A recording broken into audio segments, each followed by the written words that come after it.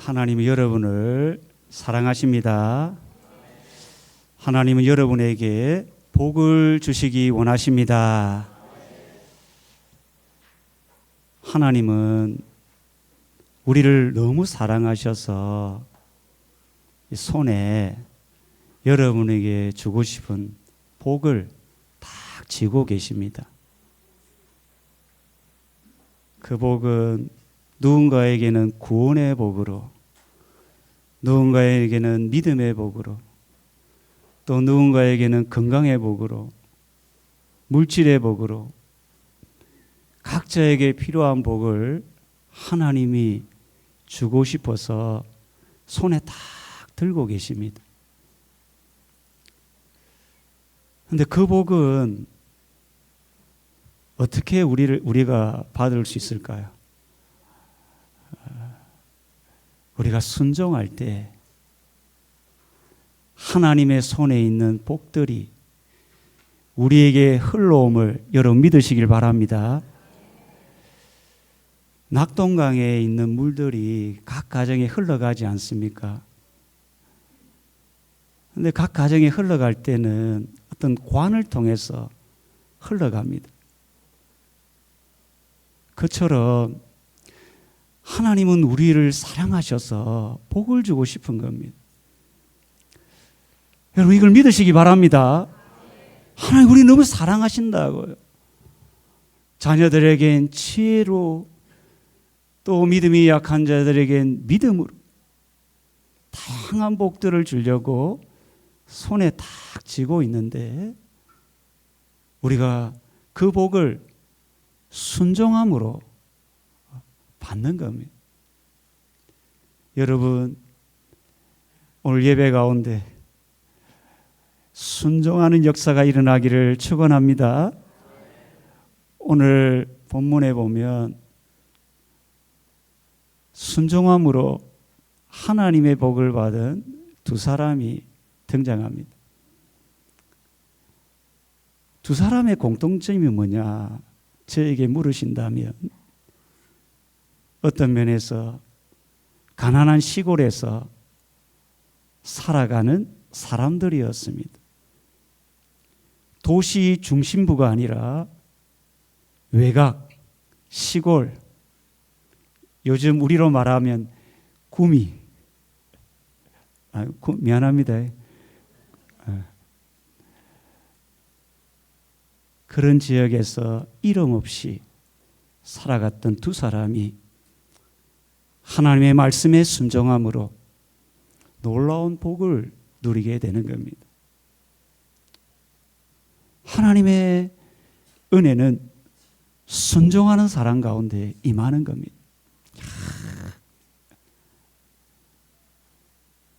먼저 순종은 하나님의 인도하심을 받는 그 경험을 하게 됩니다. 하나님의 인도하심의 복을 경험하게 됩니다. 우리가 순종할 때. 참 오늘날 살기가 정말 힘듭니다. 사건 사고가 얼마나 많이 나는지 모릅니다. 갑자기 밥을 먹다가 차가 막 식당으로 돌진을 하는 경우도 있고, 갑자기 차를 타고 가는데 웅벽이 무너져서, 여러분도 사건 사고를 뉴스를 통해서 많이 보게 될 겁니다. 우리가 살아가는 이 세상은 만만하지가 않습니다. 광야 사막길을 걷는 것처럼 힘든 겁니다. 그러하기에 우리는 누군가의 인도가 필요합니다. 사람의 인도하심도 필요하지만 무엇보다 하나님의 인도하심이 필요한 줄 믿으시길 바랍니다. 우리가 하나님 말씀에 순종할 때 그런 사람에게 하나님은 보이지 않는 손으로 그 사람을 인도하는 겁니다. 바로 엘리야가 그랬다는 겁니다. 오늘 8절에 보면 하나님의 말씀이 엘리야에게 임합니다. 어떤 말씀을 합니까? 9절에 보면 너는 일어나 시돈에 속한 사르밧으로 가서 거기 머물라. 내가 그곳 과부에게 명령하여 내게 음식을 주게 하였느니라. 여러분은 구절을 보면 이 무슨 말인가 생각할 수 있는데 엘리야의 입장에서는 참 순종하기 힘든 말씀입니다. 지금 엘리야는 그리 시내가에 있습니다. 거기는 이스라엘의 거의 중심부에 있고 사르밧은 시돈에 속한 사르밧은 이스라엘 땅 북쪽에 아주 먼 거리로 말하면 한 짧게는 120km, 좀 길면 106km. 구미에서 한 청주 정도의 거리, 거기를 가라는 겁니다. 참 쉬운 길이 아니죠. 게다가 시돈 땅은 바알이라는 우상을 섬기는 본거지입니다. 거기 가면 부담스러운 겁니다. 우상 숭배자와 이제 싸워야 되니까. 또 하나, 이 엘리야의 입장에서는 가긴 가는데 가야 될 주소가 없는 겁니다. 어디로요? 그리고 시돈 땅 사르밧에 과부가 한 사람 있을까요? 한 사람만 있을까요? 아니라는 거예요. 어느 과부요? 이런 생각이 충분히 들 수 있는. 그러니까 이것저것 생각하면 엘리야의 입장에서는 참 순종하기 힘든 상황입니다. 게다가 지금은 하늘에서 비가 내리지 않아서 정말 살기 힘든 상황입니다. 여러분, 잘 먹고 잘 살려면 요즘 어디로 가야 합니까? 시골로 가야 됩니까? 도시로 가야 됩니까? 도시로, 청년들은 다 도시로, 수도로, 수도권으로 다 가지 않습니까? 그런데 지금 하나님은 이 엘리야에게 도시 중앙부가 아니라 저 시돈 땅에서도 시골 중에 시골 사르밧으로 가라는 겁니다. 엘리야의 입장에서는 하나님의 말씀이 납득이 안 되고 이해가 안 됩니다. 여러분 어떻게 하겠습니까? 여러분이라면 하나님께서 이해가 안 되고 납득이 안 되는 말씀을 했을 때 여러분 순종할 줄 믿습니다. 참 순종하기 힘든데 10절에 보니까 그가 일어나, 여기 원문에 보면 감탄사 보라가 있습니다. 보라! 그가 일어났습니다. 이런 말입니다.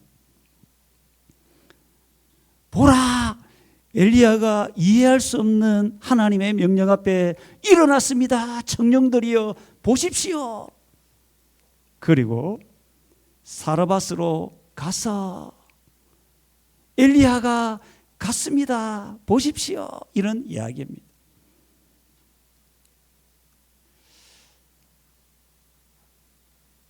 자, 그리고 여기서 10절에 참 중요한 제 눈길을 끄는 한 단어가 있는데 때라는 단어입니다.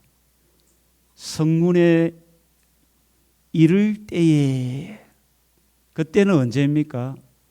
하나님의 말씀을 듣고 순종했을 때,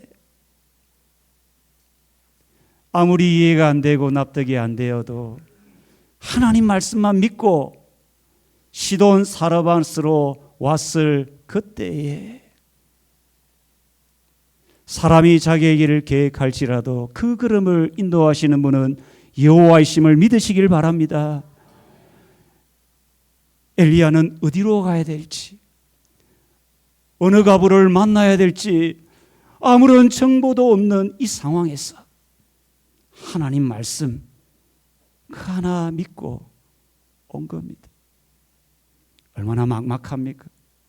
얼마나 그 마음에 염려와 걱정과 답답함이 있었겠습니까? 그런데 엘리야의 가슴 속에는 하나님이 인도해 주실 거야. 하나님을 믿은 겁니다. 내 인생을 하나님이 인도해 주실 거야. 그래 순종하는 겁니다. 바로 그때에 누가 나타납니까? 10절에 보니까 그곳에 한 과부가, 참 하나님은 왜 이런 일을 하실까 또 의문이 됩니다. 그 수많은 건강한 부유한 이 당시의 과부는 가난한 사람의 대표적인 여자가 남편을 잃은 과부입니다. 먹고 살기 힘든 이때에 하나님은 그 시대에 가장 연약한 힘없는 가난한 과부에게 가라는 겁니다. 납득이 안 되는데, 이해가 안 되는데 하나님 말씀 붙들고 갔을 때 하나님이 준비한 한 여인을 만나게 되는 겁니다. 여러분의 인생 가운데도 이런 하나님의 인도하심이 있기를 바랍니다. 우리의 발걸음이 나의 발걸음으로 생각할 수 있지만 하나님의 말씀에 순종하여 살아가는 그 발걸음은 하나님이 인도하시는 발걸음임을 여러분 꼭 믿으시길 바랍니다. 나는 그냥 무작정 걸어갈 수 있습니다. 나는 무작정 살아갈 수 있습니다. 그런데 내 마음속에 하나님의 말씀이 다 꽂히는 순간, 나에게 임한 그 하나님의 말씀이 다 꽂히는 순간 나의 발걸음이 그냥 나가 걸어가는 발걸음이 아니라는 겁니다. 놀랍죠. 목사님은 어떻게 꿈이 왔습니까? 나도 모르겠습니다. 하나님이 가라 하니까 간 겁니다. 여러분, 이해가 안 되고 납득이 안 되는 하나님의 말씀을 우리가 들을 때가 있습니다. 그런데요, 엘리야는 그 말씀에 순종함으로 가니까 하나님의 인도하심을 받게 되는 겁니다. 저는 가끔 이 엘리야의 순종을 딱 묵상하면서 엘리야의 순종은 어떤 순종인가? 저는 그냥 제 생각은 그렇습니다. 내려놓는 순종이다라는 생각이 듭니다. 뭘 내려놓았습니까? 먼 거리라는 이 생각, 거리가 멀다는 생각을 내려놨습니다. 여러분, 우리 교회까지 오는데 멀었습니까? 내려놓기를 바랍니다. 별로 안 멉니까? 내려놓았습니다. 그리고 엘리야는 정말 시돈 땅, 우상 숭배의 본거지라는, 거기 가면 힘들 것이라는, 거기 가면 내 삶이 힘들 거라는 그런 생각도 내려놓았어요. 또 하나님, 주소는요 어떤가 보여? 얼굴이라도 좀 가르쳐 주세요. 이런 자기만의 생각도 내려놨어요. 이것저것 다 내려놨어요. 하나님 말씀만 붙들고 간 겁니다. 여러분, 우리가 때로는 순종하지 못하는 이유 중에 하나가 내려놓지 못할 때 내 생각, 내 경험, 내 지식을 내려주지 못할 때 순종이 안 되는 경우가 있습니다. 세상에는 두 종류의 성도가 있습니다. 하나는 순종하지 못할 이유를 찾는 성도입니다. 이래서 안 돼. 난 저래서 안 돼. 또 하나의 성도는 순종할 수 있는 이유를 찾는 성도입니다. 엘리야는 모든 상황이 순종할 수 없는 상황이었는데 그 중에도 하나님 말씀 하나 붙들고 순종의 자리로 나아갔습니다.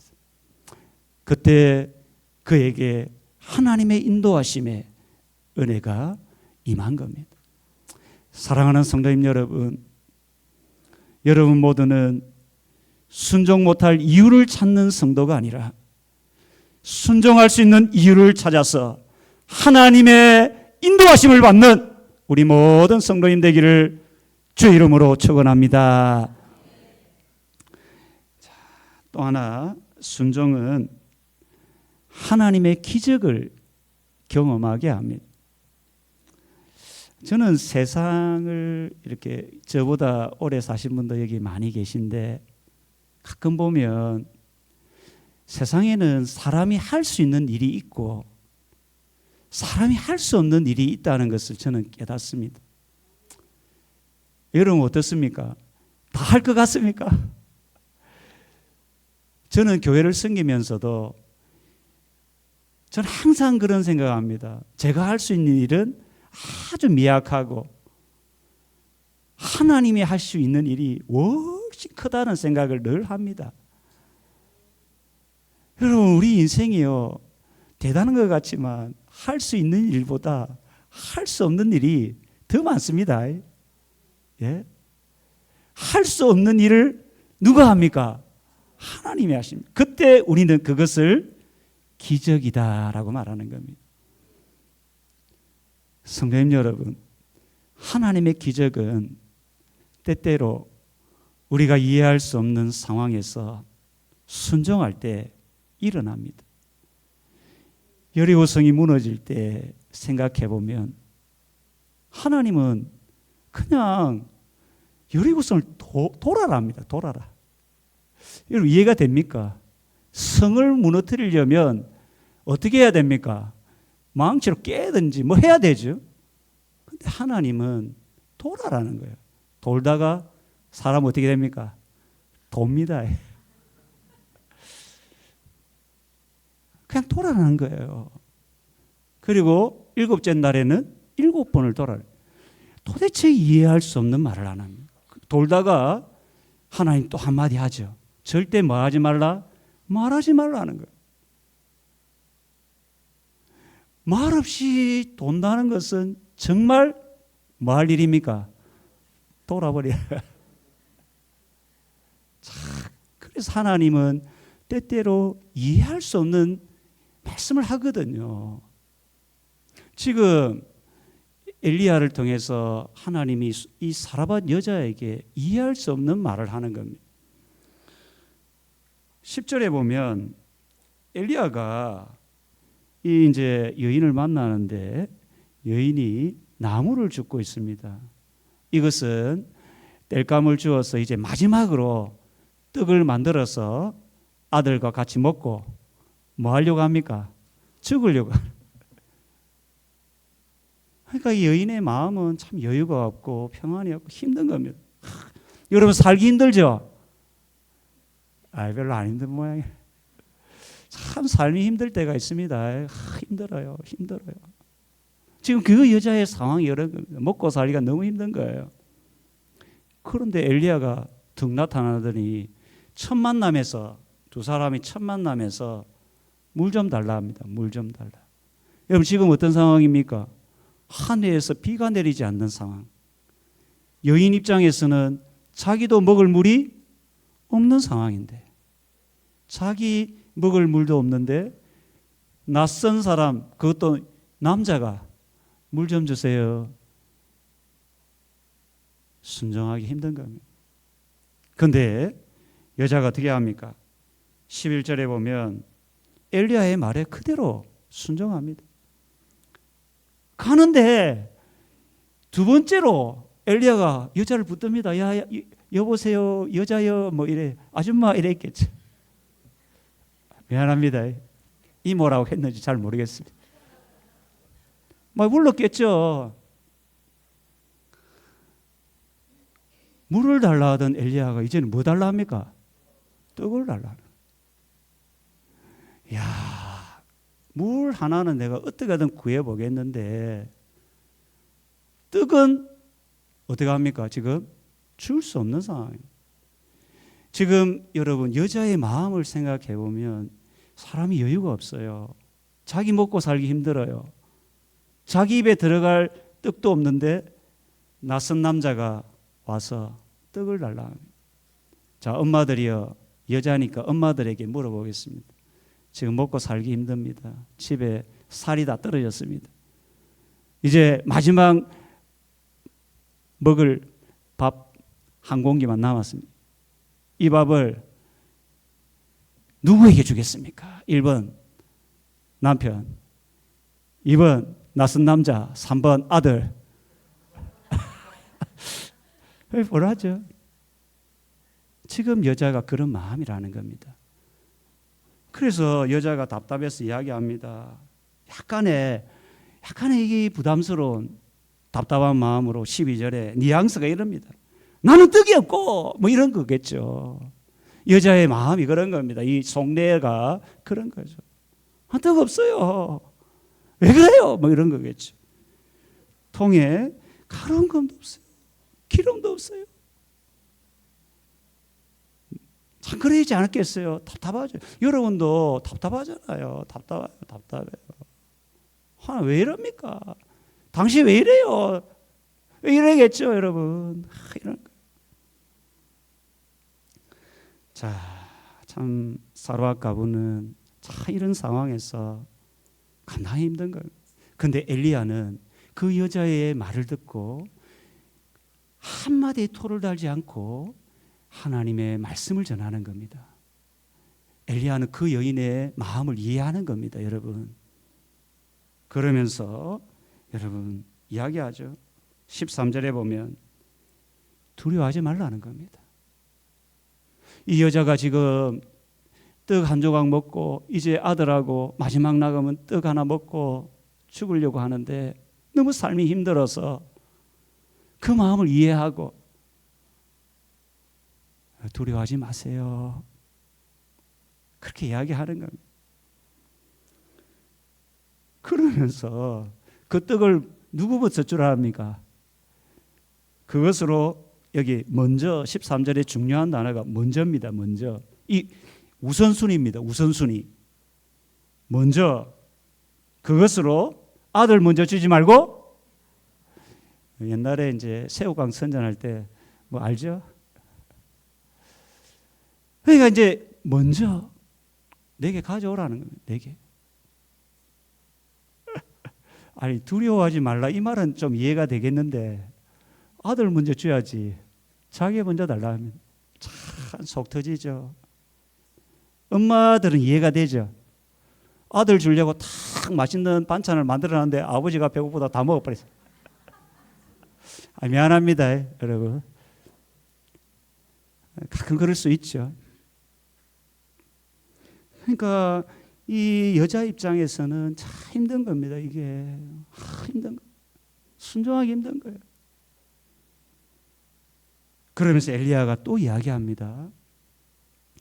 하나님의 말씀이 나 여호와가 비를 지면에 내리는 날까지. 비를 지면에 내리는 날은 언제입니까? 지금 수년 동안 비가 내리지 않으니까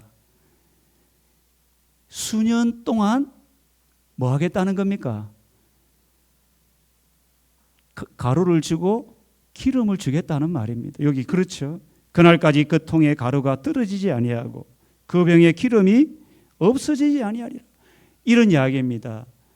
여자여, 당신이 나에게 떡 한 조각 주면 수년 동안 먹을 수 있는 떡과 기름을 주겠다라는 거예요.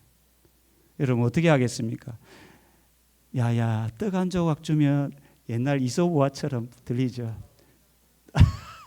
떡 한 조각 주면 뭐 안 잡아먹지 이런 거죠. 떡 한 조각 주면 수년 동안 먹을 수 있는 가루와 기름을 주겠다. 그런데 지금 현실은 가루와 기름이 보입니까? 안 보입니까? 안 보인다는 게 문제입니다. 믿음은 바라는 것들의 실상인데 지금 여자는 지금 손에 쥔 가루와 기름은 없다는 겁니다. 있는 것은 뭡니까? 하나님의 말씀밖에 없는 겁니다. 이때 여자는 갈등을 하게 됩니다. 우리도 신앙생활을 하다 보면 분명한 갈등의 순간을 만납니다. 하나님의 말씀을 들었는데 하나님이 분명히 준다고는 약속을 했는데 그거는 약속이고 내 손에는 그게 움켜쥐지 않은 상황입니다. 그런 상황에서도 하나님은 때때로 말씀을 믿고 순종하라고 말씀하실 때가 있습니다. 여러분 어떻게 하겠습니까? 여러분 순종할 줄 믿습니다. 엘리야의 말대로 여자는 어떻게 합니까? 보면 15절에 어떻게 합니까? 그가 가서 엘리야의 말대로 하였더니, 자, 저 15절 이 구절을 저 나름대로 묵상을 해봤습니다. 여인의 마음속에는 갈등이 있습니다.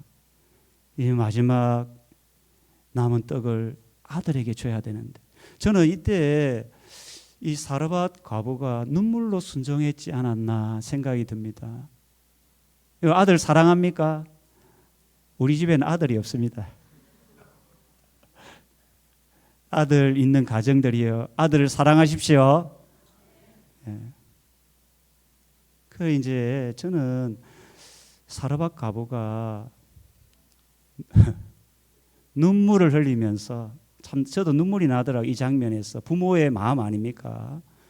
자식을 잘해주려고 하는 부모의 마음 아닙니까? 눈물을 흘리면서 자기가 주온 땔감을 준비하겠죠. 그리고 마지막 남은 가루를 으기겠죠. 기름을 붓겠죠. 그 떡을 만들었어요. 그러면 옆에 누가 앉아 있겠어요? 아들이 앉아 있겠죠. 아들은 생각합니다. 이 떡은 아마 놔줄 거야. 그렇지 않겠어요? 이 떡 내줄 거야. 엄마 속은 모르고 아들은 그렇게 생각하는 겁니다. 참 이 눈물 없이 볼 수 없는 장면이에요. 이 장면은. 그런데 이 엄마는 아들에게 이야기를 못합니다. 마치 아브라함이 아들 이삭을 하나님의 말씀에 순종해서 데리고 가는 아브라함의 심정과 똑같습니다. 그래 이제 그 떡을 말없이 이제 눈물을 머금고 엘리야에게 갖다 주는 거예요. 참 하나님의 말씀에 순종하는 거죠. 그랬더니 어떤 일이 일어납니까? 15절 부분에 보면 그와 엘리야와 그의 식구가 여러 날 먹었으나, 자 여기서 저는 하나님의 부어주심이 놀랍다 생각됩니다. 떡은 한 조각 줬는데, 순종을 했는데 돌아오는 것은 누구가 먹습니까? 자신과 아들과 또 누구요? 식구들 있죠. 식구는 가족들입니다.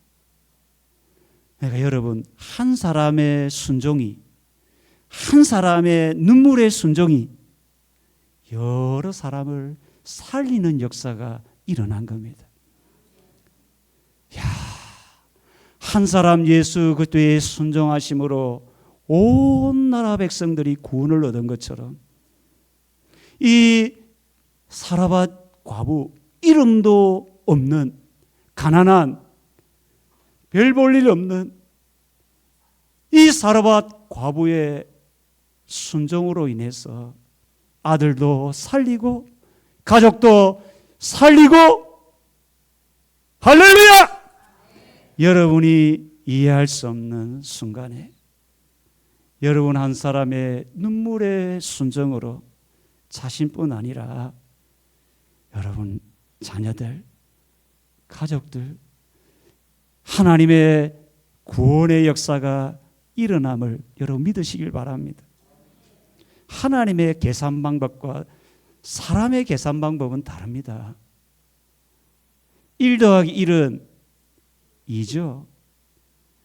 사람들은 1 더하기 1을 2로 이야기하지만 하나님은, 하나님의 계산은 1 더하기 1이 2가 아닙니다.